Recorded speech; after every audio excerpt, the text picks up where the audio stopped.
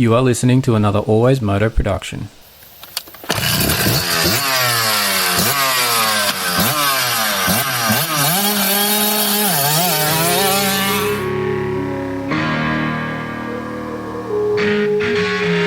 The AlwaysMoto podcast with your host, David Hogan. We talk moto events from around the world. All the injuries, all the training ins and outs, the bikes, parts and gear inspections. The results, we interview your favourite riders. It's the AlwaysMoto podcast. We occasionally have some coarse language and the odd stuff up along the way. If you don't like it or you don't agree with us, turn it off right now. I'd like to remind you that he is not a doctor.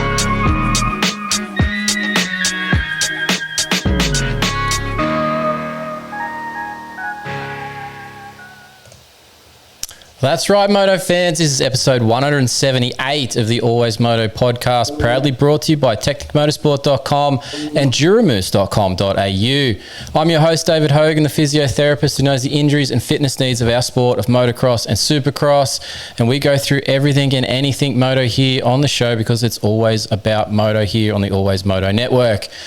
This week's show, we're going to cover a bit more Super Motocross 2026 so far. Obviously, we just had Glendale on the weekend past. We've got Seattle coming up this weekend, and we're going to talk all that stuff, the injuries and that's going on in that series. We've got the Contractor, Ben Grinly, on with us later in this as well to join in and join part of that conversation. We've got Stark Varg talk as well. I've got another couple of weeks with that Stark Varg EX that we'll chat about later in the show. I've got some videos dropping on that shortly, but we've also got a special guest tonight. We've got the privateer Kawasaki man from Australian Supercross series that you might know. It's Elijah Wiese. We will be on here shortly in a second. We're just going to run through our interview, our sponsor list here, and then we'll get into it all and we'll bring those guys in. So plenty to like about this show coming up this evening. So our sponsors as well. Obviously, we mentioned Technic Motorsport there off the top. They are your go-to for anything suspension-wise. They have everything that you need to do any tuning work, whether it's shims, seals, wipers, bushes, springs, all that sort of stuff that you need to change anything to do with your suspension. Check out technicmotorsport.com. If you're not in Australia, that's okay. They have a currency converter on their website and they ship daily with DHL to most countries. We also have that duramoose.com.au if you need moose tubes for your bike so you don't get a flat. Check out our codes in the show notes below and you'll be able to get yourself a discount on some mooses, which is pretty handy. It'll also support us, which will support the show, which is nice. We've got pivot pegs on board, Competitive Edge Performance and Tech 167 3D printing. Thank you for all their show support. If you want to support us directly, we've got our t-shirts. I'm wearing this one right here. This is the ones we have available. They're $25 plus postage and handling. And you can email info@alwaysmoto.com to get a t-shirt order on the way. We do payments via PayPal. And if you don't want a t-shirt but you want to support the show, maybe just donate directly to the PayPal account. All those links, discount codes that we have available, they are in the show notes or in the link on our bio on our social pages. All right, enough with this intro crap. Let's bring the guys in here. Going to flip the screens over. You're going to see the two of them. Here they are. The Contractor's on top. Elijah Wiese is on the bottom. Elijah, nice tour of the garage we're going to get to shortly, but nice backdrop, mate. Thanks, mate. Well, this is welcome to where the magic happens, basically. This is privateer heaven. I spend more time in my shed, but no, thanks for having me. Feels like a lifetime since I've seen you guys, but it was really only a few months ago at Supercross, so it's good to be back on and talking. Yeah, it disappears quickly that time when the race season's not happening, but yeah, Christmas and all that's been in between. Benny, I feel like we're both inadequate with the backdrops tonight. Like yours is not bad, mine's not bad, but Elijah's outdoing both of us. Yeah, we both need a few more things in here to, a few plastics for me doesn't add up to what we can see in the background there.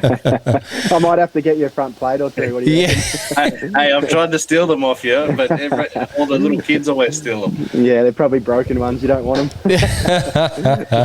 No, it's nice to have you on, Elijah. Appreciate you doing it tonight. It was a bit of a short notice too. I sort of only messaged you this afternoon and sort of said, hey, how about we do this? So appreciate you making some time. But we're going to get your opinion on a few things as we go through tonight. tonight. Obviously, we're talking some super motocross here to start with. We'll check in about what you're going to be up to through 2026 a little bit, see what's happening with those Kawasaki's, those green bikes of yours, and see where we might see you next as well. But let's start with the super motocross. And Benny, Glendale has been on this past weekend. I think I said this last week on the show that it was a Eli or Ken venue, but that Hunter was he's building something quietly here in the background this season. I think I was proved pretty well right with what's gone on there. Eli looked like he could have won if he hadn't have fallen off. That heat race performance was pretty impressive from him. But Kenny was lights out in the main. Yeah, they both pretty much made headlines, didn't they, for their best track. Good to see Kenny finally get a win. I thought Hunter might catch him towards the end, but he's been pretty good towards the end of the races, but it didn't happen. But yeah, that freak, or not freak, but Christian Craig tucking the front and Eli falling off at the start, and then took a few laps to get going, and it's just not ideal. It probably would have been a good race otherwise with maybe those two up front, but he couldn't get back up far enough, which now majorly swings the championship points.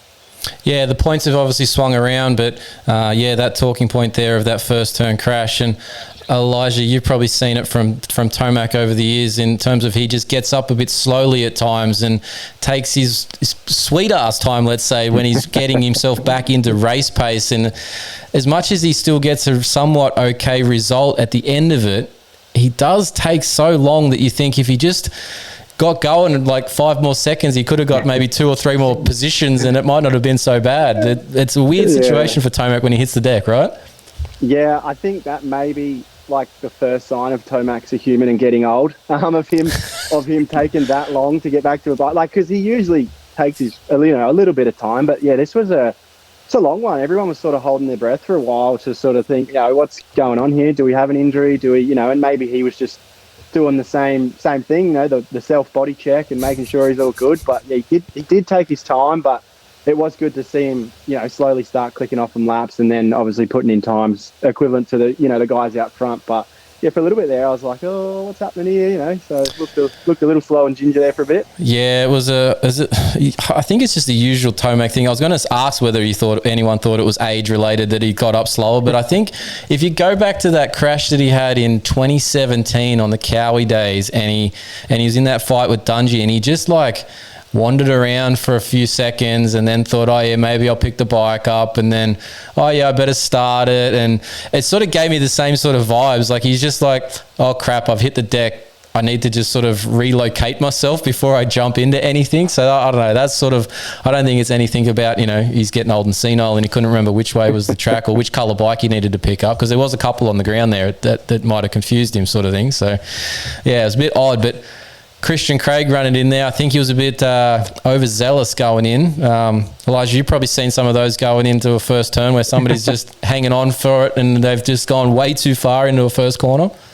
Yeah, right, definitely. I think too for Christian, in a position where he obviously, hasn't had the greatest season so far. So I think he was pretty eager to get in the mix and, get it up with the front boys early. And I think maybe a result of, seeing him, throw it into the first corner pretty hard and tuck in the front. Obviously, we know Glendale's not the softest of dirt, so it probably didn't, wasn't the greatest dirt to grab a whole handful of front brake on. And next thing you know, he's taking out Tomac.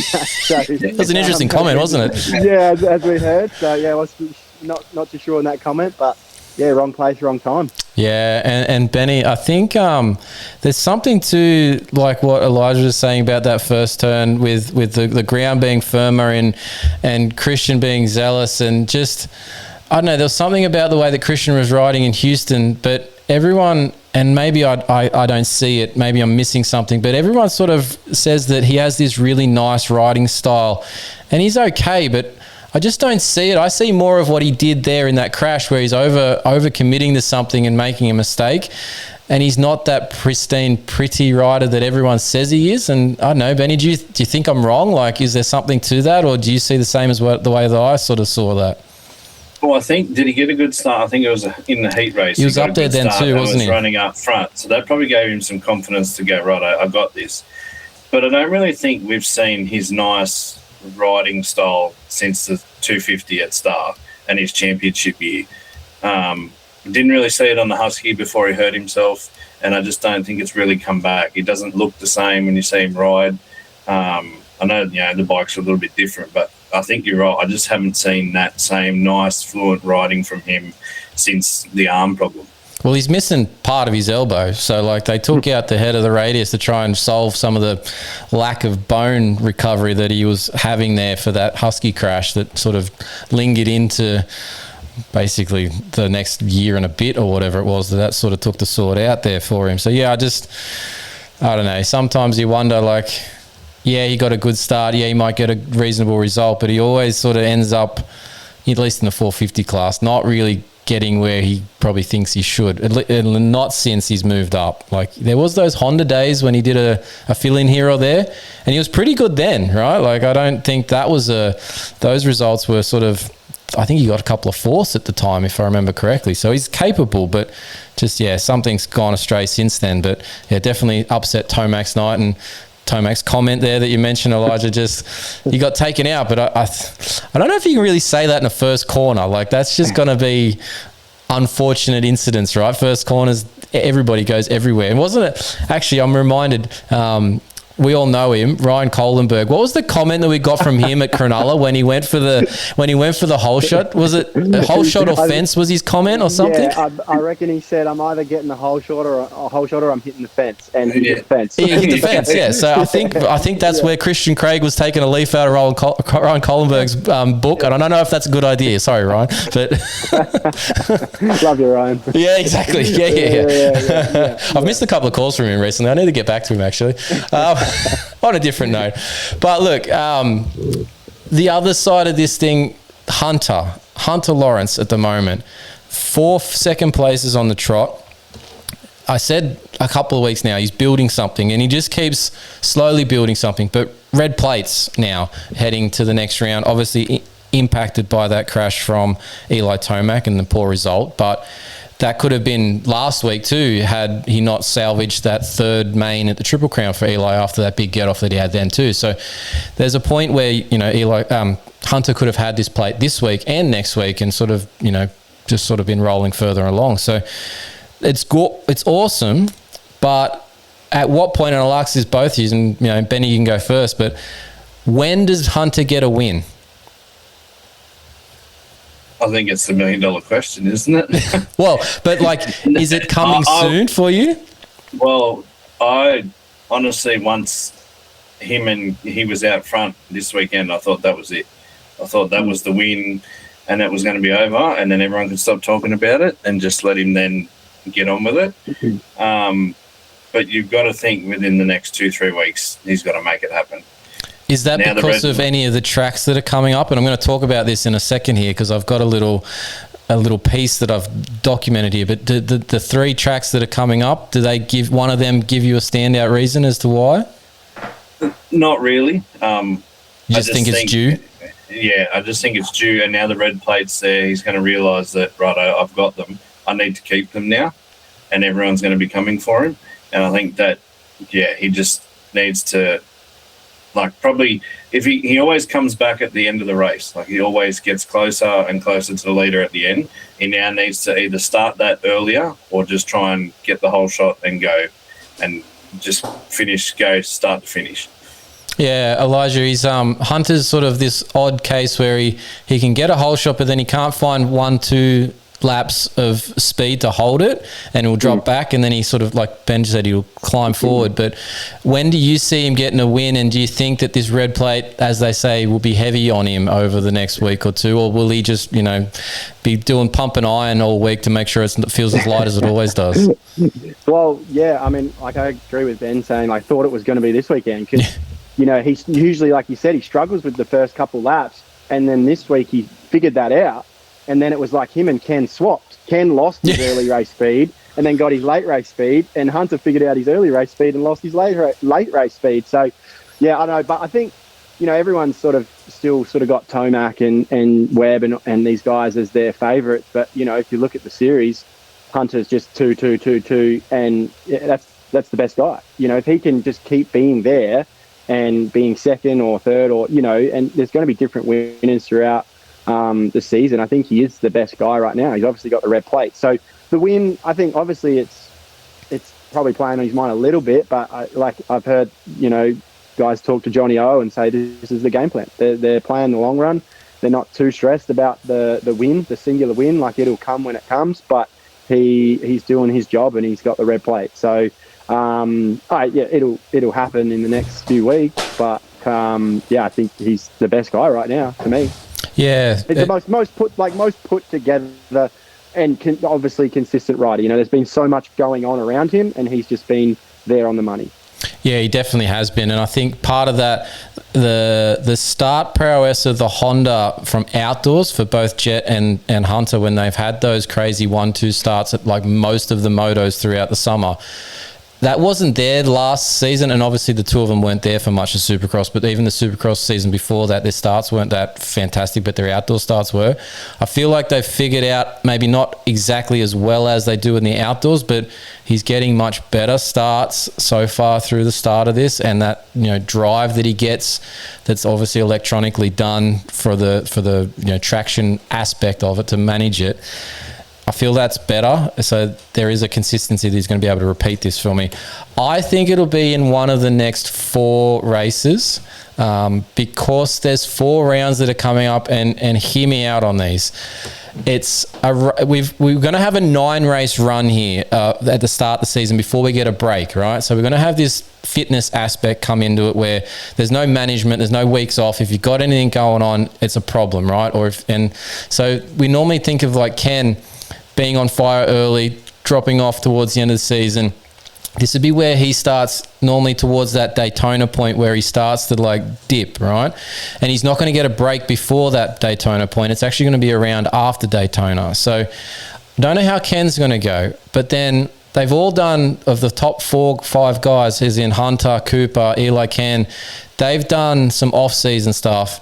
Chase hasn't, but Chase is an outlier, and I'll come back to him for a second. But we've got Seattle up next, which is soft and rutted, potential weather.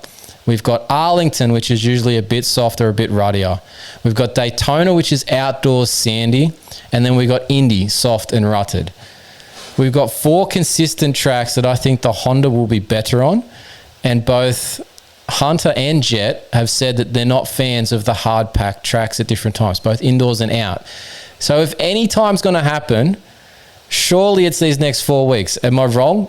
Either of you? Like, do either of you think that it's going to, if it doesn't happen here, it might not happen? That's my concern, but is the other part of this too. So, Benny? I think I think the next 4, it's got to happen. If it doesn't, like, I'd be getting a bit scared. Elijah? I agree. I agree. Definitely. Like you said, they don't particularly like the hard pack stuff, and the Lawrence brothers are so technically good that obviously the ruddier conditions, softer conditions are going to suit them better. I have a feeling that when it comes down to the more ruddy technical tracks, I don't know why, I think Tomac may struggle a little bit with the KDM. I think the KDM suits the early West Coast swing that they've had so far a lot better. And then I think coming into the softer tracks, it's obviously going to play into the hands of Hunter, Cooper, Webb a little bit more. So, yeah, it'll be interesting to see. But I'm the same as you, Ben. If it doesn't happen in the next 4, I'd be a little bit worried.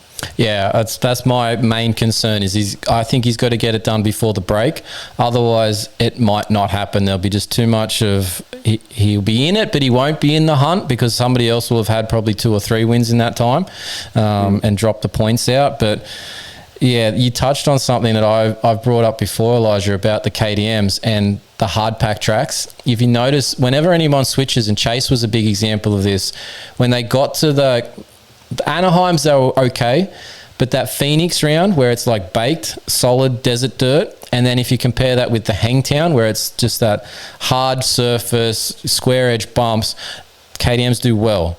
It's when they then switch to the other track styles that they start to fall off. And I've been waiting for Tomac after watching him. Benny, you were there watching him in the Gold Coast. There was something off there. He had one race, but the other race wasn't so good, and qualifying and all that stuff wasn't fantastic. He didn't look great. I've been waiting for that shoe to drop about where this bike isn't quite right for him, or the old man stick to come out and he starts walking slower or something. I don't know. There's got to be something to go wrong here. It's been great. Yeah, the crashes, but last week wasn't his fault. The one before that, he stood on the brake. It was an accident, right? Like, it can happen. But yeah, something's got to stop, right? Like, something's got to change. And yeah, interested your thoughts, Elijah, on that one from the bike point of view. Do you mirror what I'm saying? Yeah, I do. And I've ridden all of, most of the current bikes before I signed with Cowie. Like, I've tested and ridden them, so I kind of understand the feeling of the KTM, and it is a very, nice bike, easy, smooth bike to ride. When there's not a lot of traction in the dirt, the bike, I guess, flexes a little more with the steel frame. It feels better on the harder soils. I have ridden it in a ruttier track, and I sort of struggled with that front end in ruts and so on. And then riding a Japanese bike, you feel so comfortable when there's a rut to hold you in it. You feel like you can just get in and out. But when there's no ruts, it has a little vague front end feeling. So I do think that we will get to a point where Tomac does start searching a little bit when we do get to the softer tracks. And this weekend in Seattle, with the weather that may be coming in, maybe a first sign of him maybe starting to look a little bit for setup, because apparently they've barely touched anything. So like that will change, I think. I find that hard to believe from anyone at that level, but okay, I'll take it on face value, right? Like, yeah. I mean, I think he's probably at a point where he hasn't, when they say they don't touch anything, they probably mean they've gone 3 or 4 clicks throughout the day. That's not touching anything for them. So I think he's just been riding that bike a lot and gotten to a point where the bike's pretty good and he's riding it and comfortable on it. But like I said, I think they'll get to tracks where he actually needs to change his setup a little bit, and he may struggle a little bit. But yeah, I guess we'll see. Benny, does he bring out the scoop tyre for these next soft rounds with the softer surfaces and the ruts and whatnot? I'm sure it's going to be out for Daytona, but what about a Seattle or an Indy? Do you reckon he's game? It's possible, but I think it just depends on whether they actually let him use it or not. Well, he ran it at that Gold Coast round, and those whoops were like concrete. Like, I don't know how he did that. Yeah, I think it'll just depend. But then how much does it throw their setup off putting that on? How much is there to change between the two tyres? That'll be, Elijah might have some idea on it. I don't know if you run the scoop or not, some sort of scoop. But yeah, I think it's interesting to note, like, Tomac is such a very, he's very sensitive to his rear end height on his bike, right? And so a couple mil off, and you got to think the scoop tyre is a lot cooler than a normal tread tyre. So, that then might start jacking with the rear end a little bit. And we know he likes his rear end high. So does that go too high with the scoop? Like, there's so much to go on. So, I've heard things of Tomac being off by 2 mil in the rear end, and he got arm pump and had a horrible moto. So, I guess we'll wait and see. But yeah, it could be interesting. It will be interesting to watch. I don't know. I don't want to predict anything, but it's nice to sort of spitball this amongst you guys, because I have these thoughts at times when you're watching it and they're talking about stuff and you're like, nah, there's got to be more to this, and there's going to something change. So I think the best part for us as fans and stuff watching from afar for this particular series is that there's 4 to 5 guys that are in this hunt still. The problem we've got for the time being is, when will one of them or 2 of them drop out of this for different reasons? Do they have a DNF? Do they have an injury? What changes here? Because for the moment, I think we're 5 guys within 17 points or something. So it's pretty nice on that side of things. So yeah, anyway, moving on. Let's talk about the fact of the Seattle track this weekend. The build. We're actually going to have a familiar build time, boys. The Australian Supercross Series has done this many a times and built from a Wednesday or a Thursday, most likely Thursdays, and got the track in, but no press day riding. But by Saturday morning, they're still sort of just finishing off the thing as we're doing, track walks and stuff. That's going to be the AMA this week, because the Seattle Seahawks won the Super Bowl and they can't get in because all the roads are shut for, parades and whatnot. So how is this going to go for a track? Do you reckon we get press day 1, Benny? I doubt it. Optimism, I like it, right? I've seen it too many times, but there's, I feel like the Dirtworks guys have got a lot more people than what we have here, so anything's possible. Yeah, there is that side of things, and they've probably done this, maybe 50 times more than our guys have. No offense to our guys, but they've done obviously the 17-round series over however many years Dirtworks guys have now been doing this, whereas we have 4 or 5 rounds a season so far in recent times. And yeah, so they've got this much more down pat. But do we have any fears for the track build, Elijah, about this process here? I actually heard that they were on the phone to Pro Tracks this week saying, how can we get this done in 2 days? Can we get a consult on how to do this track? Yeah, that's awesome. Yeah. Oh, I think they've been called in for the night shift. So, I mean, they'll get the track done. Like you said, they've got so many more workers or, more machinery and stuff that we just don't have here. So I think the track will get done. But like you said, not having press day, I think is going to be massive for the track and how it breaks down, because basically, press day is press day, whatever, but it's basically a track wear-in session is what they use it for. And then, because the tracks usually get better the more they sort of work it and prep it. So it will, I think, depending on the rain situation, the track is going to break down like a lot more than probably what we've seen. So I think that'll be the biggest factor in what they're going to face this weekend. Yeah, that part, the weather could really screw with this, because it's Seattle. It is an open air stadium. The weather in that region is temperamental at best. It's not meant to be too bad, and I'll cover that later on for the race day itself. Cold, yeah, but it'll be an interesting situation to see how they pull this all together. On the track builds, and I don't know if anyone else has noticed this, but because I do a little track map video each week, it's only a sort of 60-second thing, but I look at the track map and go, all right, there's this and this and this obstacle on it, sweet. So I talk about it, and then I get there on Saturday or Sunday, our time, Australian time. I turn on the TV, and I watch the first lap, and I go, what the hell's that? That's not what I looked at during the week and talked about. Has anybody else noticed these track maps aren't worth the paper they're written on? I don't even look at the track map these days. There's no point. Good point. Okay, maybe I shouldn't do these videos anymore. Benny? I thought the last few have looked pretty similar and haven't been too bad. But if we're talking about AusX, then yeah, because they're never the same. They're always different. But yeah, I mean, if it's only minor things, I haven't really noticed, but I didn't think they were too bad. Well, for Glendale, there was meant to be 2 sand sections. That big sweeper that they had around before they came back across the start straight and then ended up in a sand, that was meant to be sand as well. So that wasn't, for one. That was a massive obvious thing. But they haven't had a supercross triple, a traditional supercross triple on the track. They've been taking out that middle section now and either having it jump over the start or just taking that out altogether. And I feel like that's just still on the back of the Barsha Malcolm Stewart crash at round 1. And that sort of stuff has unfortunately happened for decades in supercross, but all of a sudden cut that middle out, it's going to make all the difference. I don't see how that makes the difference, because if the guy still rolls and ends up in the middle and comes up as the guy's coming down, we're still in the same predicament. So I don't know if that's really necessary. Elijah, you've jumped plenty of these triples. I don't think taking the middle out of it's going to make much difference to whether you get landed on or not. It probably makes it worse, to be honest, because you land on flat ground, or you have to really roll the up ramp. So it probably makes it worse, making it just a double. Yeah, I don't know. I've noticed that as well, because I'm always like, where's the main triple? Yeah. It's sort of like a staple of supercross is having the main supercross triple. Good place to relax your arms, I can tell you that much. But, that's the usual comment you get from everybody, is the one breather point, because you got sort of that 3-second air time where you sort of can be up there and be like, sweet, hands off, take a deep breath and go again.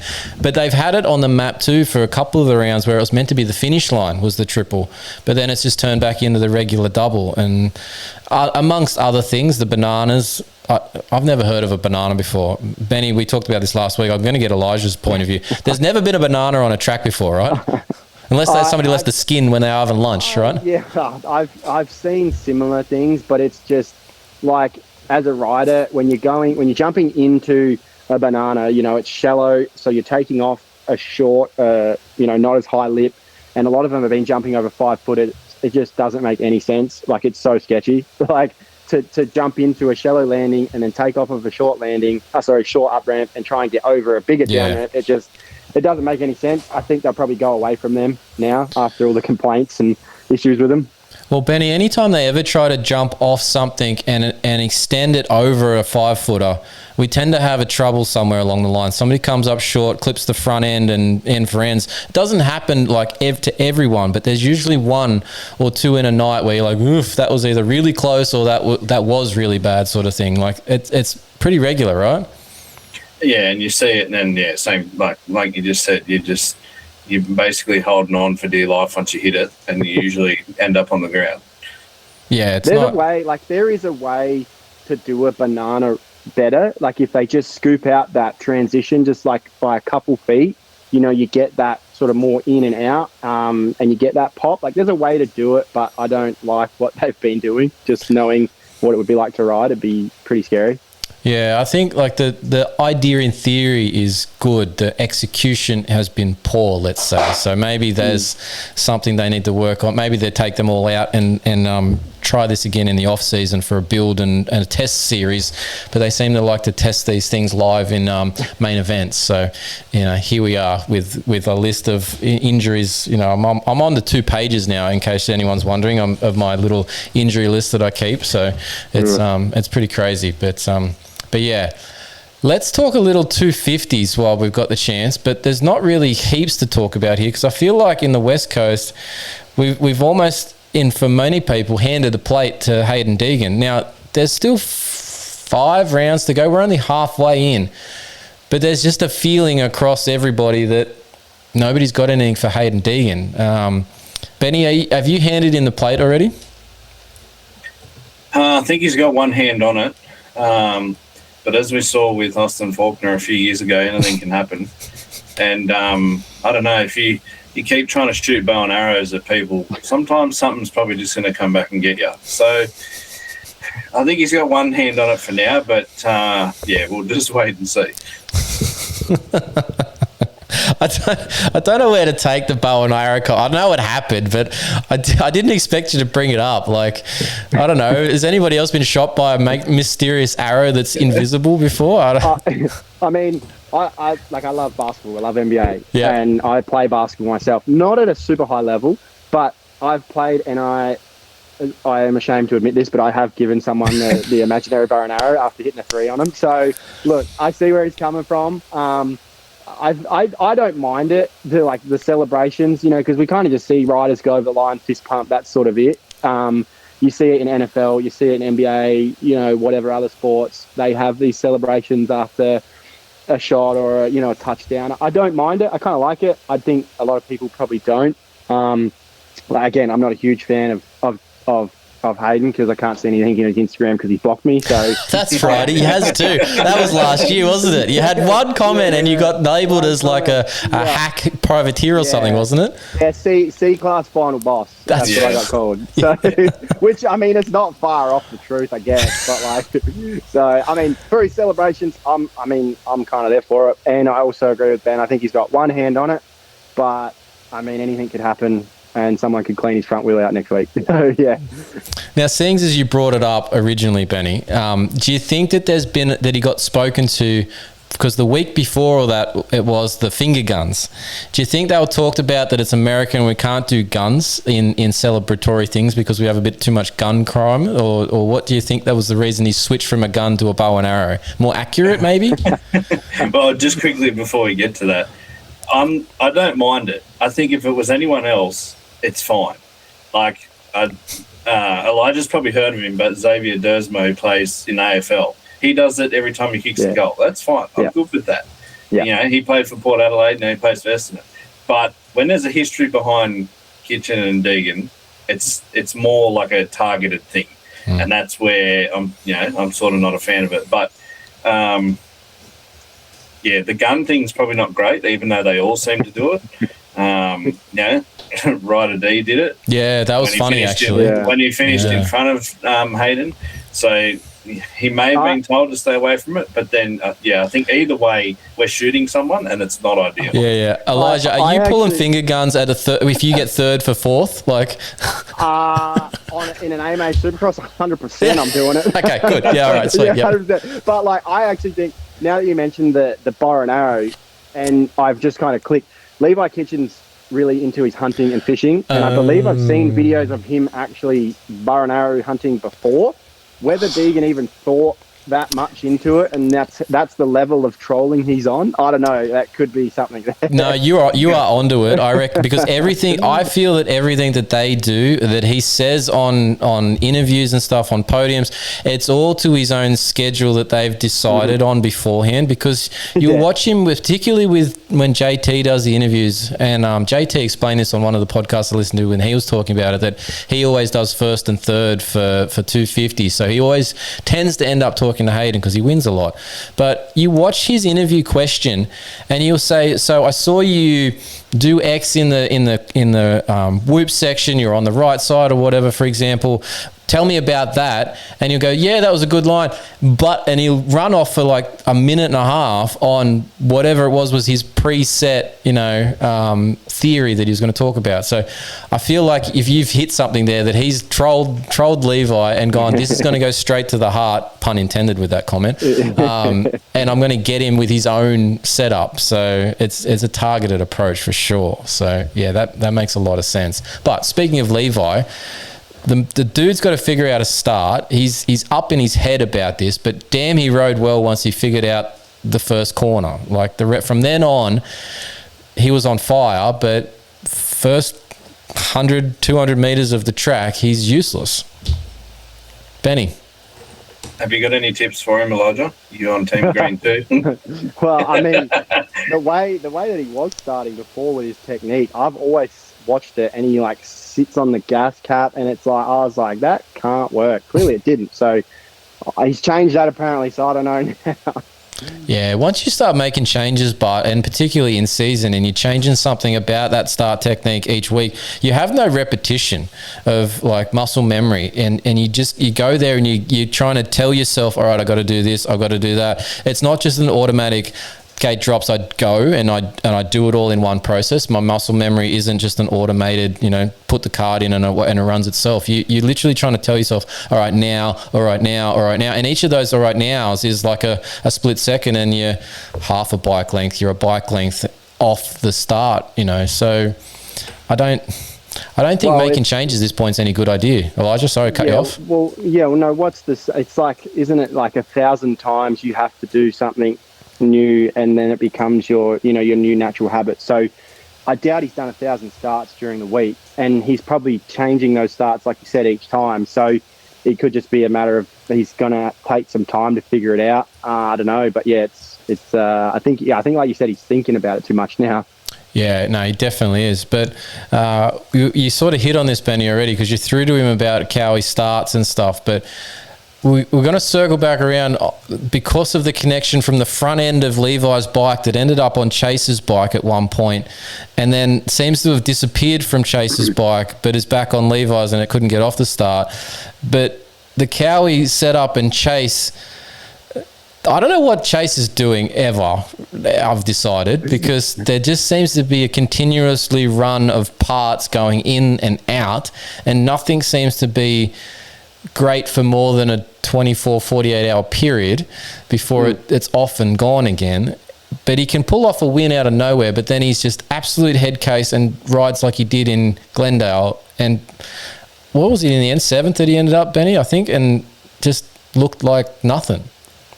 Yeah, I don't even think he knows what he's doing at times. I think he probably just goes, I want to do this, and this, and then gets lost as to where he is. And then we're at the point where we just hit the gate and it all falls over. Actually, that's a good point too. Have you ever tried to time a gate, Elijah? Because I think that's the dumbest thing ever. The only time I've ever timed a gate is when you're at like some backyard motocross track and you can see the starter stomp the lever. But that's not timing the gate. That's not timing the gate. That's the closest I've ever been to anything. Other than that, no chance. Yeah, no, because I don't think that's timing the gate, because I've done that. I'm ashamed to admit it, but I'll give away my trade secret here. But at a particular enduro cross race, when we've got gates, they don't have the signage up on the sides of the guy sticking his foot on it, or I think it was pulling the rope. And so as much as like a certain gate was a straighter line to the first corner, I knew that I could sit next to the box and see the kickstart, and I would still get a gate, like a bike length jump on everybody before anybody else would move. So I was still better off there than I was on the. So yeah, anyway, that's not timing the gate for me. That's just using intuition to your advantage, right? Yeah. Well, I mean, I find it hard to think that he tried to time the gate. Prado did flinch next to him, and I think that spooked him. That was my initial thought when he did hit that gate, because I saw Prado flinch first, and then Chase, obviously being so on edge, just went. So I think that was probably the main cause. But who knows what's going on up does anyone know a horse trainer that they could maybe borrow some blinkers, to put on him? Because he's done this plenty of times. Like he's very much. Like, as much as he thinks he's probably looking here, I think his eyes are literally going, what's happening elsewhere? Because he does flinch a lot. When somebody next to him makes any sort of movement, he's gone. And it's not always good. So, yeah, maybe some blinkers would be useful, Benny.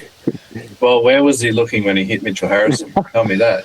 That was priceless. Like, honestly, that whole conversation about him not looking up. And then, funnily enough, I was going through some photos that I took at some of the rounds last year in the Nationals when I was over there for 4 rounds. And I had this one that I took of Chase on the KTM at Millville. And he's dead set in the middle of the corner, and all you can see is the top of his helmet. His head is actually pointing below like the barb pad line. It's like looking at the gas cap. And I'm like, there's nobody in front of him at that point either. So it's not like he's ducking from roost. But he doesn't lift his head. I don't care what he says about neck posture and his whole, foundation training that he carries on about. Your head's down, champ. You're not looking up. It's got nothing to do with your blood flow up your neck by keeping it in a straight line. I'm sorry to break that to you, but physiologically, it don't make shit of a difference at that point. So, you go, Benny. How far ahead do you look when you're on the track? Like, how far are you looking in front or down or whatever? Well, I mean, it does change a little bit depending on where you are on the track, but you usually, anywhere from 5 to 10 meters ahead. But being a coach, and something that I've always, try and instill into the kids that I coach, is obviously eyes forward, because, and this could be, I'm sure you'd think on his level he's been told this, but it could be a massive reason as to why he tucks the front so much, because as soon as your eyes come down, the ground is coming at you a lot quicker, so you're reacting to what's right there at your front wheel. So you're being very reactive. When you lift those eyes, and any good coach should know this, when you lift those eyes, everything happens a little bit slower. So, like I said, you'd think someone at his level would be working on that, or someone should tell him that, but that's just basic technique sort of stuff, really. Maybe we can get some tape and stick it from the top of the helmet down the back to his back, so he can't physically tilt the head forward. Hey, look, I'm looking for more work. If he wants a trainer, I'll gladly fly over and help him out. C-class boss to the rescue, right? Yeah, exactly right. We'll get him back on track. Jesus, Team Green, it all works. Yeah, can you teach him the bow and arrow while you're there too? Work on some post-race celebrations. Yeah, we can do that. Oh, that's not exactly where I thought we were going to go when I brought up that topic, but here we are. We're in the middle of a random talking conversation, so it's good stuff. All right, let's get off the super motocross stuff for the time being. I want to know what you're up to, Elijah, for 2026. This is the point where I think we need to do a bit of a garage tour, because you were doing it just before we got on the actual live show.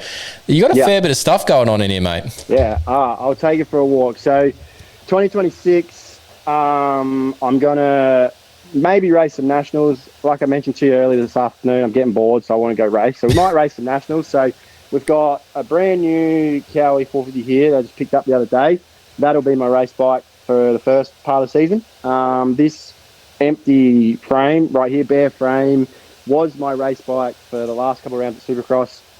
I don't know if you know Cal Makem or not, but he does a lot of bike giveaways. He's actually hired me to work and do a custom build on this. So it's going to be a giveaway bike eventually. Cool. There's all parts and yeah, it's a bit of a mess. I've actually never, don't tell anyone, I've never stripped the 4-stroke fully apart. So the motor's here. I managed to get it out half alright, but putting it back together is going to be a different story. So, Nobody's listening. It's fine. Yeah. Yeah, it's fine. It's just bolts. If I'm missing a few at the end, it's just weight reduction, right? Yeah, exactly. Yeah, saving weight. Yeah. So I've got my downhill mountain bike here, which I'm pretty keen to get back on. Hey, top 10, top 11, where are we at now? Well, I was sitting 10th, and then I obviously missed the last 2 rounds, so we fell back a bit, but we'll go with top 10. We'll go with top 10. All right, yeah. So, and then this one's a special one, this Honda CRF 250, which is a 2011. As you can see, I don't know, it's probably backwards here, but this plate is from the first year I raced Pro Supercross, or yeah, I guess it used to be under 19s, it's SX3 now. This was the same year model bike I had that year, and it was one of my all-time favourites. Just obviously first year race of Supercross is always special. I've had that plate ever since that, or basically ever since that season, and I bought another bike to redo up like I had, so that's cool. I got an 03 YZ2 stroke sitting here. That's like Yamaha of Troy sort of replica that I'm going for. Nice. I've actually got a factory seat cover on it from the team in America. It was Greg Schnell's, who was Chad's teammate at the time, which is kind of cool. Wow, how'd you manage to pull that? I actually don't really remember. I've had it for a long time. Okay. Somehow someone on Instagram contacted me and said he had some parts for it and said he had this seat cover. It cost me a little bit, but I thought it was cool to have that. Yeah, definitely. So, yeah, we got a 07 KX125 that I'm, another project, another unfinished project. You know, it's kind of the way that the shed goes right now. So that's getting built at the moment. My suspension guy's got the suspension. We may be doing a Supercross video on the 125, so stay tuned for that. That'll be fun. Yeah. And then we just got some polished parts here for the Kale's build, and then we started a jersey wall. So we've got a Mossy jersey. Yeah. We've got a Declan Smart jersey, young kid that I look after here, 85 rider, and then one of my own, and then we've actually got a set of Kevin Moran's pants up there. Yeah. So yeah, that was World Supercross in 2024, I think. 24. Yeah, 24 he was here. Yeah. So that's cool. But yeah, the rest of it's a little bit of a mess, and we've just got a whole heap of stuff over here and a whole corner full of plastics, and so yeah, this is the Wiese 82 race shop basically. It's the slash man now. Cave. Yeah. It's I spend more time in here than I do the house, but yeah, good, gets it done. I could do with more room because I need more bikes, but you know. That's awesome. Need more green bikes, I think. Well, look, they are the current ride of yours, so that's nice that you've got that connection there, and you seem to be enjoying that green life since you've got on it. So that's a good thing also. What you mentioned about doing some nationals, have you got a couple of rounds in particular that you've picked out? I'm assuming one's Vic or SA because they're closer and less driving for you, but what's on the schedule? I'd love to do Canberra. I raced Canberra years ago when it was on the national circuit years ago, and it's more of a hard pack style track, which is more my style. So I'm sort of searching for the hard pack track. So I'll probably do Canberra. If the funds are there and we're sort of, enjoying the nationals, I might do like Toowoomba and maybe a few of the last ones. Okay. I might do Gilman. I'm not a huge fan of the Gilman track, so I might just, and it destroys bikes, that dirt and that water there. So I just play it as it comes, and like I said, I've been riding since Supercross season on my Supercross suspension just everywhere. So I've kind of just been like in a good spot with getting through Supercross healthy, and which hasn't happened for a while. So getting through healthy, and then just kind of kept the ball rolling, and just really enjoying my riding. So I'll just keep going. It's probably a good thing, Benny. We talk about this before about guys that sit around and don't do much, and then decide to jump back into the schedule because there's usually 6 weeks before they decide I'm going to get back on a trainings program ready to go for this series that's coming up, and then it takes them the whole series before they figure out getting going. Doing a couple of nationals, Benny, beforehand sounds like a good idea for him, right? Yeah, I think so, especially with how the last Supercross season went. We were good. Like, green changed everything. So,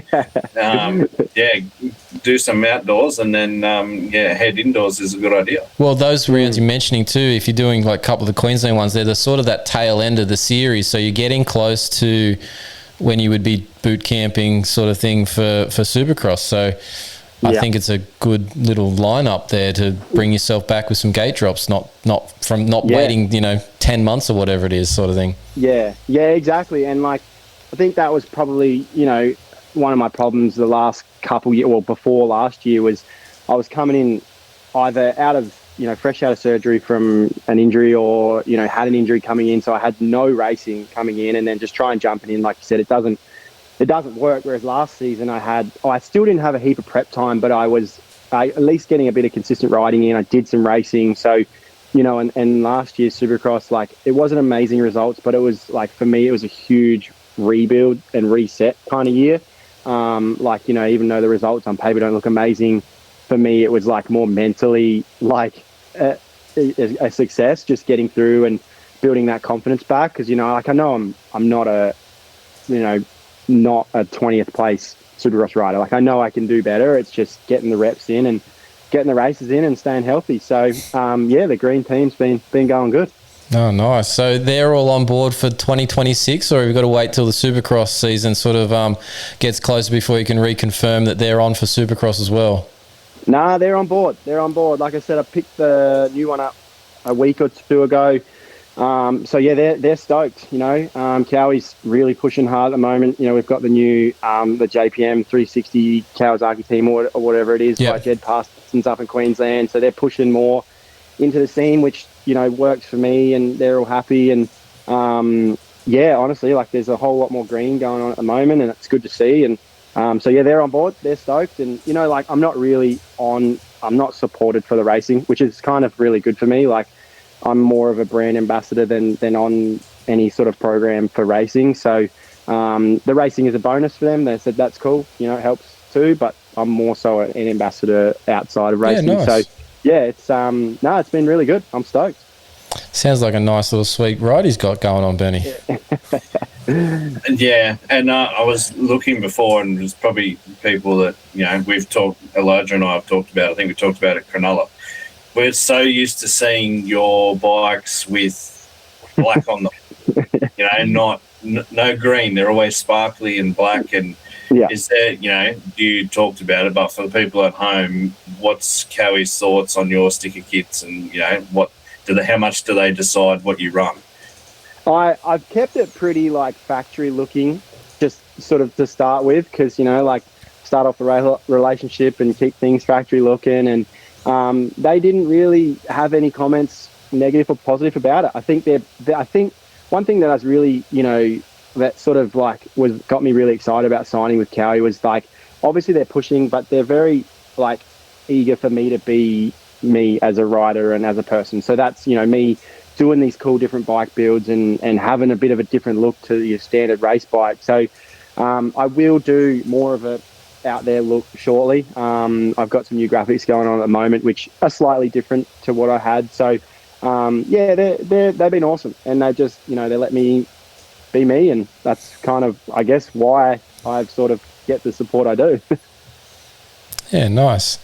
Well, mate, it's been awesome having you on. We're at the point where you can drop out if you want to, because we're going to talk about the injuries and some Stark Varg stuff, but it's up to you. You can just hang around. We're enjoying having you here. So I'm hanging around. Oh, well, sweet. I just thought I'd give you an out in case you're like, oh, these guys again, far out, No, mate. No, like I said, even if I did leave this call, I'd probably still be sitting here in the shed. So let's keep going. Fair call. All right, well, let's jump in. I'm going to hit the little intro for it. It's only audio, so we just sit here looking stupid for about 30 seconds, right? That's the method. Easy. The emergency department. All the injuries, all the gory details, and when they'll be back on track. It's the list you really don't want to be on. All right, we're heading into the emergency department, and I don't know if Benny and Elijah, you can't hear the intro when I play it, can you? So you're just sitting there even looking stupider than I do. So at least I know when it starts and finishes. Yeah, I can hear that one, but I can never hear the intro. Oh, I don't know what. Look, Look, we got to a point. It took us, Elijah, just for your reference point, to get to this point where we can have a guest on and be live. It's what are we up to now? We started trying to work this out in like August or September because the plan was to be able to do this through Supercross last year. And I had so many internet, so many computer, so many program and just subscription issues that it was like I gave up at one point. I'm like, I'm going to just quit completely because this is just doing my head in. But to get to where we got to now, as if you can't hear or see a couple of intros, I really don't care. Hey, it looks good from my end. It looks great. Like, it looks good. This is high tech stuff. Righto. Well, all right. Let's talk injuries in the emergency department for AMA Supercross. Now, I mentioned last week about the number of factory guys that were out, and I think I said it was 6 plus 7 if you included Jet because he got injured before the season, and I was only sort of including the 6 injuries that had happened since Anaheim 1 had kicked off. But did you both notice the number of riders on the gates for the 450 heats this past week? There was empty gates, right? Like that's I turned to my missus and I said, if I was in America racing right now, I would have guaranteed a night show and a heat race and an LCQ, and that's literally all I want to do before I'm 35. So I really should have been there. I really didn't take advantage of it. You haven't hit the plane this week because it's probably going to be much the same, right? Like I know, right? The dang bank account ain't letting that up. No, but like I've said this before, like, you know, looking at those entries sometimes, not usually the 450 class, but usually it's the 250 class, and I'd be like, damn, I should have just put myself on a plane and just hired a bike from anyone, because I reckon to put yourself in a night program at any point would just be like a goal just massively tick, right? Like, and I reckon I could pull it off at that point, like, especially when there's only 35 or whatever. But the point is, the injuries are adding up for us to get to that point where our entry levels aren't high enough that we're cutting people out of the night show. Add in the fact that RJ Hampshire went down, pulled out. We're going to talk about that in a sec, but pulled out on that first lap of qualifying. It sort of made those numbers look even worse. We ended up with only, I think it was 35, maybe 34 riders for that 450 night program, which that's just unheard of, Benny. Yeah, it's not ideal. Like you said, it's good for the people in the LCQ and they're not trying to get to the night show. But yeah, for the numbers overall, it's they're probably not stoked with that. I'm surprised nobody made a MXGP in Thailand, joke about the gates and stuff, because that's where we usually hear, the AMA's always got full gates, and the MXGP can't get anyone to go to their flyaway rounds. Well, hello, we're in bloody Phoenix of all places. It should be a fairly close drive for all these California-based, guys. Where were they all, right? Like, I reckon that's the first time in my entire life of watching Supercross that I've ever seen that like empty gates in a heat race. I don't think I've ever seen it. But I think East Coast you might have had 1 or 2, but definitely not 450 class. Like no, So it's a very rare thing. So injuries are playing a factor. I think their entry list was just down because I seem to remember only having 45 or 46 when we talked about the entries for Anaheim 1. So we get a couple of injuries. Obviously, we've run out of guys pretty quickly for whatever reason, but. My man up here, number 74, he's going to be number 50 this year, Lorenzo Lacurcio. I've got word that he's actually doing the 450 for the East Coast this year, so he's coming in shortly. So he'll be loving the fact of how many people are on the gate, because he's probably looking himself for a main event here shortly, which should be really cool. But RJ Hampshire, Benny, I've got a theory, and I'm going to run it past you. So they claimed on the press release that it was illness, but the word is that he over-jumped the finish line by a week and face planted and then rolled off the track and then pulled out, and that's when we got the illness PR. What's the chances that he had a concussion midweek, or he got a concussion or a bit daisy on that impact, and they put out a PR saying illness so that he didn't have to go on concussion protocol for the week? It's possible. Maybe he just didn't want to do the tests that AP passed, and then thought, that probably wasn't ideal. Have you, Elijah? Have you had any experience with these tests, like in Australian side of things? No, I've never been probably never been recognised enough with my raw speed to ever actually be randomly tested. So, yeah, never been done. Fair call. You're going to be on the list now, right? Like you're sitting here listening in on this. They're going to be like, oh, for sure we're getting that guy. Round 1, you know. Yeah, no, I haven't had any experience with it, so I couldn't tell you. Yeah, no, that's all good. No, so Benny, do you think that that's where we're at? Like, I feel like there's a link here because RJ being RJ, he's ridden after he got a wooden stake in the heart, basically, through the lung. He's busted an ACL and raced in like, I think it was 9.5, 10 weeks from the surgery. He's not a guy that pulls out just because he's feeling a little bit ill.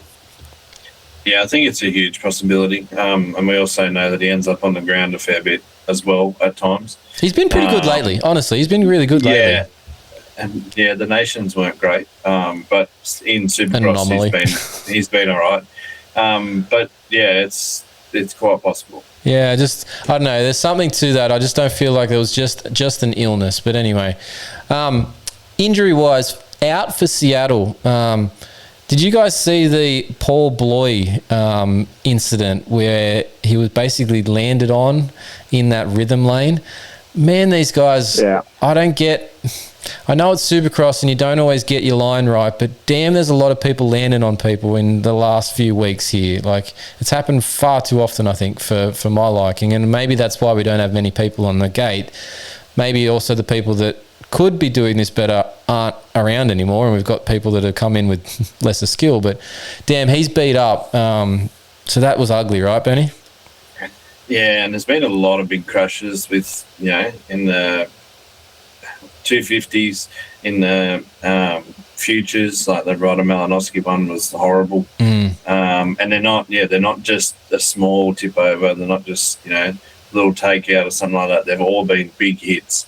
And a lot of them have been people getting landed on. Yeah, I'm surprised too. You didn't mention too, because I was bringing up about if you'd seen it, but I saw it because of whoever was it, you or somebody else that dropped it in our AlwaysMoto group chat that we have. We've got like 20 or 30 people in there now, and we get all these videos dropped in, Elijah, like from different angles. Obviously, you don't follow everybody on social, but somebody else in the group does, and then next thing you know, the videos in there, like, oh, sick, I haven't seen that one yet. Like, the group chat's been working really well in that sense because you see lots of different stuff. Yeah, I reckon I did see an angle of that as well. And I was kind of that was the one in the LCQ where it got red flagged, right? Yep. Yeah, I was a little like, it's easy said than done, but like he was supposed to go table single and he sort of just rolled like, it didn't look like there was anyone really around him. And I've been in that situation too where I've sort of already taken off and someone's then decided to roll. You can't really do much about it. But it does seem to be this year there's been a lot of those gnarly, like one going up, one coming down, just landing on the back of him. At the end of the day, it is racing, but it's hard to say what you can do to really fix that. It's a tough one. Yeah, it's really like it's unsettling to watch, obviously, from a spectator point of view, and it doesn't present our sport in a great light. But yeah, I don't know what you change for that side of things, short of starting a single file, which isn't part of racing for motocross and supercross. But I don't know. It's first lap chaos. There's been 3 major ones that I can think of. Probably I think we got up to 5 actually that are haven't had too many bad. Maybe like Paul Bloy's only beat up supposedly, but yeah, there's been some pretty significant things so far this season. Another 250 privateer, Braden Spangle, got a concussion, got his shoulder busted up. It's meant to be his hometown race this weekend in Seattle. He's out, unfortunately. He's getting his shoulder looked at. Obviously, probably won't pass concussion protocol either, mainly because he's a privateer, but all the pros seem to pass it within a week. Slade Varola, this is an interesting one. He must have broken his fibula. All I've got is a broken ankle as the information I've been able to gather. But he did that at Anaheim 1. He's been riding through since Anaheim 1 with a broken fibula. So he was trying to pull the Eli Tomac there from last season for a couple of weeks now. But he's finally given in. So he's out. He was out at Glendale and he's out this weekend for Seattle. So he'll probably be back when the the West Coast swings back around to the next race, which will be a East-West showdown at some point in a couple of weeks' time. So interesting one for him. Now, if you guys haven't seen this one, search it on social media. If you look up Robert Haley, he's the tallest man in Supercross, even bigger than Benny Bloss. If you haven't seen him before, look it up because he's a massive dude. But he's unfortunately broken his ankle, and the x-ray that he put up, and I look at these things semi-regularly these days, not as much as I used to when I was in the clinic.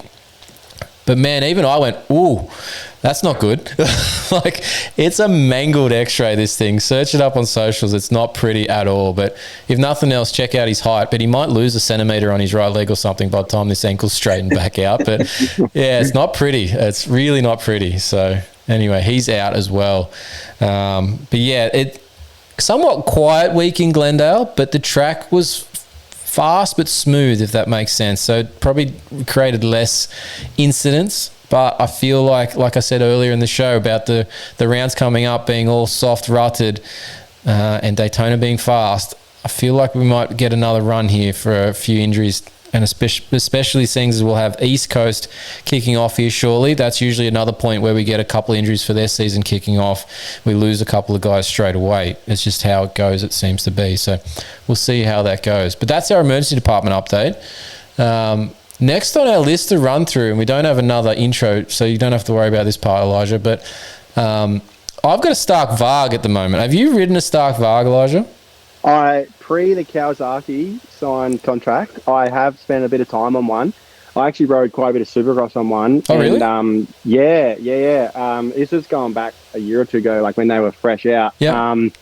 Yeah, they're fun. They're really good fun. I wanted to do a lot of maybe riding in places you couldn't ride on them because they're quiet. But yeah, they're good fun. I really enjoy it. It's like a whole different aspect on the same sport that we all love, right? Yeah, so I've got the EX version, which is the enduro version. So slightly, it's exactly the same from what I gather, just different, obviously a little bit different mapping, different tyre size. We've obviously got a headlight and a tail light, but it's actually so slim and lightweight on these ones that you almost don't notice it. But I think they've got a slightly bigger battery too. Well, the new battery on the, because they've got the 1.2 motocross version out now, it's actually the same battery capacity, which is that 7.2 kilowatt now, which was up from 6.7 when they were first released. So they're both slightly bigger. But you comment about riding it where you shouldn't probably ride it. It's not so much that I've taken it anywhere illegal, but it's more that I've just ridden it at a time when I would normally think there's no way I'm getting on my dirt bike at this time of day. And the fact that, like, for me as a normal sort of Joe Blow these days, I'm not going to races as regularly as I would have in my 20s and early 30s. I don't get as often on the bike. I probably at best once a fortnight, maybe weekly if I'm really lucky, right? And I've got a track in my backyard. I've got plenty of property and space to ride it. But since I've had the Stark, and obviously I'm interested to ride it, but I can ride like 3 and 4 times a week. It's purely just down to my body being, tired or whatever. I just run out of, go for it.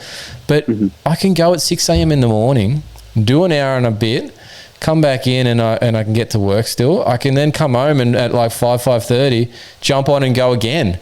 Like the bike's charged in between time. And as much as it's different and it won't last for like a 2-hour cross country in one battery life, the damn thing has made me ride way more than I would have just by owning a petrol bike. So it's such a bizarre state that I'm in where I'm like, it's really cool. It can't race in some circumstances, but it's really freaking cool and I'm riding fast and it's easy to ride and yeah, it's just bizarre.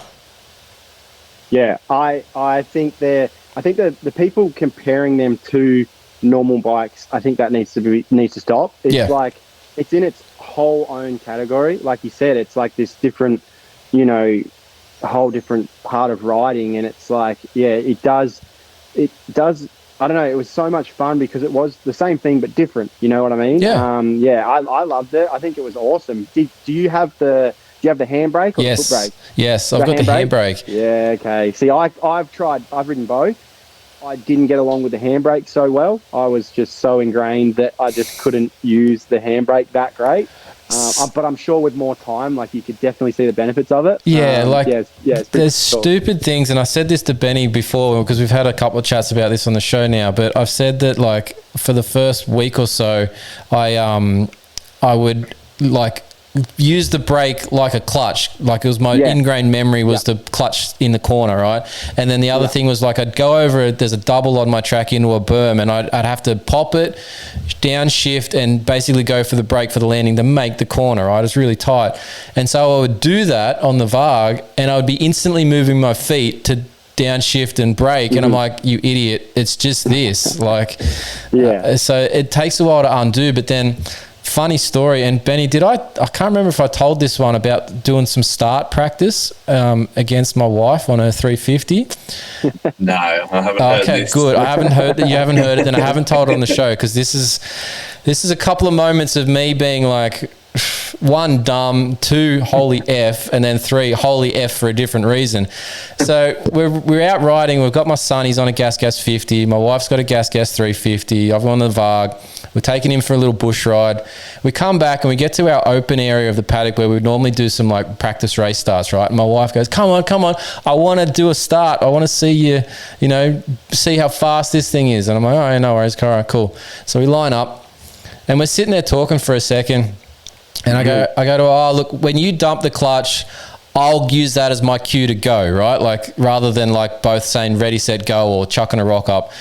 So we're sitting there chatting and she's like, all right, no worries, sweet. She clicks into gear. I sort of sit there, get ready.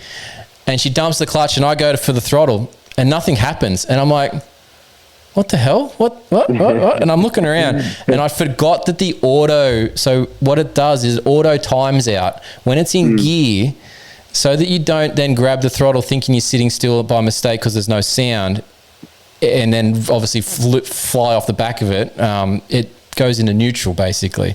So I'd gone, oh shit. So she turned around, came back. I'm like, all right, let's try that again. I'm making sure that I've got a little bit of throttle on it so it's pulling and I can feel that it's not in neutral, right? But so then she dumps the clutch the second time. And so I'm like, she's not getting me a second time because she's like, oh, one, I've got one, I've got one. So I bury it. And I haven't had this happen for many a years, but I nearly looped out. And I'm dead set like 12 o'clock. And I'm like, at that point, the handbrake, I had to physically go, where's the rear brake? Because my instinct would be to jam the foot, right? But I'm like, wait, where is it? And I'm like, for a second, I'm doing the whole like this. And I'm like, oh. And I'm like, oh, there it is. And I fully slammed down. And I hadn't even, she passed me, beat me, and she's like, oh, 2-0. Oh, yeah. And I'm like, oh, Jesus Christ, I've nearly just died, but it's okay. You can be 2-0. Yep, sure. I'm like, come on, round we go. Let's go again. So this next time did the whole, pull the pants up, slid right up the front, put my basically chin over the bloody crossbar. And I'm like, I'm not doing that again. And sure enough, she takes off, gets maybe a bike length in front. I've buried it, stayed over the front for a change. And within like 3 meters, I've gone straight past her like she was standing still. And she's like, holy shit, that thing's fast. So once you figure out the technique, you're good. But it took a little while for me to get the nuances down. It was weird. I had similar issues on the Varg, just natural things that you do on a normal bike, right? Like you just take it over onto a Varg. And my first couple laps on a Supercross track, and I jumped everything pretty quickly, but with the no free play in the throttle, right? Because obviously it's electric, it needs to be instant. Granted, I was on motocross suspension, probably not a great idea. I've gone a little long on a Supercross triple, and it was a tight track. So there was a berm, like you were saying at your track, you land, berm, and I've gone a little long and probably a movement that would be like just nothing on a normal bike with a bit of free play. This thing just took off. Like I managed to stay on it, and luckily there was no one coming the other way, but it went, like I was in 60 horsepower. So like it was a decent amount. Yep. And and she took off. But there's certain things like you were saying with that handbrake, like I'd be lost if I was in that situation with a handbrake. Yeah, well, ended up in the fence. That emergency point of me going, I'm about to loop out and having to think, where is the brake? Whereas normally you're just doing. That was like, I'm like, that's the first point where I'm like, this could be problematic. But other than that, other, I've now got it, right? Like the brake is so good to modulate mid-corner. And like I actually don't lock the rear brake up anywhere near as much as I usually would, because I'm feeling it so much better. And Benny, like it's just like riding a push bike, mate. Like you know, this control is just here, and my clutch finger that normally has a dirty great big hole in it from, you know, blisters and whatnot, it's actually like recovering. Like it's the skin's back on it. Like I don't have that problem with the brake side of things, because you're not pulling the lever all the way in to all the way out to get it to, you know, switch on and off with the clutch, whereas you're just literally just feeling firmness and coming off it. It's such an easier process with the Varg. So yeah. Well, speaking of the push bike, I was going to say to Elijah, so obviously you do the downhill thing and you've probably got the brake on the handlebar. Still couldn't gel with it on the bike. That was the thing. Like I went into it like, I race downhill, like this will be no worries. But I was just using it like a clutch. I was like slowing myself down in turns. I was struggling to get like in and lean and just stay leant over, because and it probably is a good training technique, because it probably shows you how much you like use your clutch and shouldn't, you know, and in the same clutch, then you pull in a clutch that pulls your bike up. Same with that rear brake. So yeah, I couldn't get the hang of it. I'm sure if I had more time, like I could 100% see the benefits of it. Like it would be pretty cool. I mean, even though with that rear brake there, it's also a good way for adults who have never ridden before, they can just jump on and not knowing the difference of having a foot brake or not. I think it'd be a lot better for newcomers to riding for sure as well with that setup. Yeah, it would be like from a learner point of view, to one, this setup, no clutch, no gears to worry about, but two, then the map and how you can literally jump on their dashboard on their Arkenstone phone and just pull all the scale down to be like 20 horsepower. And so like safety wise, it's got to be so much better for you to learn on, you know, no whiskey throttle across power wise. What are you running yours at power wise? What do you found that works the best? Oh, look, max power, you know. That explains why you looped it out. Well, exactly. Yeah. No, so there is like, and you'll see in the videos when I get to it, but like the stock map is a little bit lower and only goes to 40. So as it progresses up, it's actually below the max capacity of its early stages of the mapping. Right. And so I'm such a low throttle percentage person, and just I don't open it up far. So I actually moved all the initial ones to the max that it was possible, and then still went, screw it, I'll put it to 60. But when you actually, and this is the part that I love, is you get the end of the ride, you can actually go through like the dashboard and get all the stats of what you've actually done on the bike. Yeah. And so the amount of times I've got anywhere near 60, I can count on one hand. Right? Like I've hit 50 maybe 4 times, and I've hit 55, 56 I think twice. Right. Okay. Right. Yeah. So the rest of the time it's nowhere near 60. So I'm really only using 40 to 50 horsepower. But that early stage I did max it out. But I also, being a 2-stroke person that hates 4-stroke engine braking, all zeros on the regen side. Right. So I roll into the corners like crazy fast now, and I love it. So yeah, I did spend a bit of time on a motocross track on one, and I was 60 horsepower with about 20 or 30% regen. Yeah. And I found that for me, that was like sweet spot. Yeah. But it's cool that you can just change it like that. That's awesome. Well, yeah, and in an instant, right? Like it's no biggie at all to do. So it's so cool. But look, we'll get off the Varg talk. But the point of bringing it all up is I've got a couple more videos coming out. I've filmed a bunch of them over the weekend. I'm just editing them this week. So over the next couple of weeks, there'll be a bunch of them drop. So check them out on our YouTube channel, and you'll hopefully enjoy them and learn something about the Stark Varg and being on an electric bike. So something cool to look forward to there. Now, we're almost at the tail end of the show. It's about how we're watching it, Benny, this weekend, the racing at Super Motocross. Got to watch it on the app. No other way. Are you got your phone there to watch it on? Do you cast it to your TV? What are you doing? I cast it from my computer to the TV. You missed my prompt about like picking up your phone and showing. It's coming. All right, we'll get to that later. Yeah. It's coming. Quadlock has given us a couple of things, Elijah. So we got the Chucky Sanders special edition Quadlock case there that we got sent, and we're going to do a test on that at some point. But I noticed a little prompting in the back there. If it's a Chucky Sanders replica, it must be tough as nails then. It's tough as nails. I've dropped it already plenty of times on the concrete, not a mark on it. Look, this is what kids don't realise about eating apples, apparently, right? He grew up on an apple farm. He's eaten a bazillion and one apples in his life, and he can ride through a bloody broken collarbone and separated shoulder or whatever it was that he did. So yeah, forget the milk. Just eat apples. Just eat apples. Just eat apples, guys. Yeah. But yeah, so we're on the Super Motocross Video Pass. 4:30 race day live starts Sunday morning, 11 a.m. for the night show. That's Australian Eastern Daylight Savings Time. And I just realised, Elijah, you're going to be on a different time zone, and I didn't even consider that when I was talking to you, but you've managed to work it out perfectly, so kudos to you. That's right. Not all us moto riders are as dumb as we look. Well, touche. Weather-wise, I mentioned this earlier for Seattle. It's an outdoor open venue. It's going to be cloudy and between 3 and 7 degrees Celsius. So it's going to be absolutely balmy for Seattle weather-wise, boys. Yeah, I was just actually thinking, how hot is it right now in Adelaide? Because it's been hot. pretty hot here, and I know that it's been pretty hot in Adelaide. How hot is it in that shed right now? Because you've been sitting here for a little bit. It's hot. I don't know if you can tell, but I've been wiping away some sweat lately.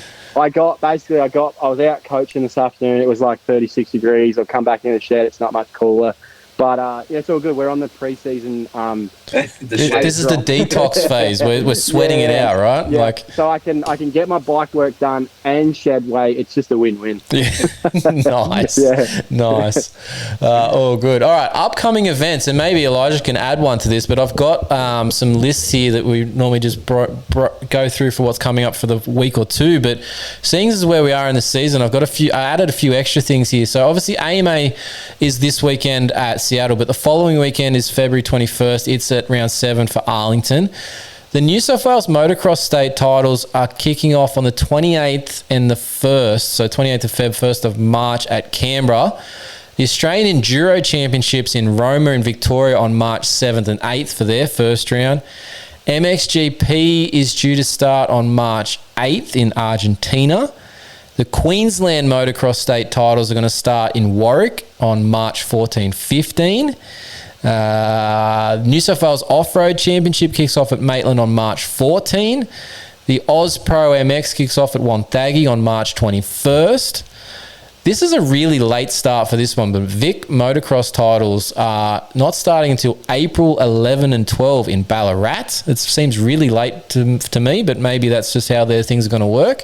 And then the other one I've got listed, same weekend, the Hard Enduro Championship kicks off at the Kosciuszko Killer on the April 11th and 12th as well. But Elijah, do you know when the South Australian ones actually kick off? Or do you not really care at this point? I think it's March. Sometime. The first round's at Murray Bridge in March sometime. I believe it's before Nationals.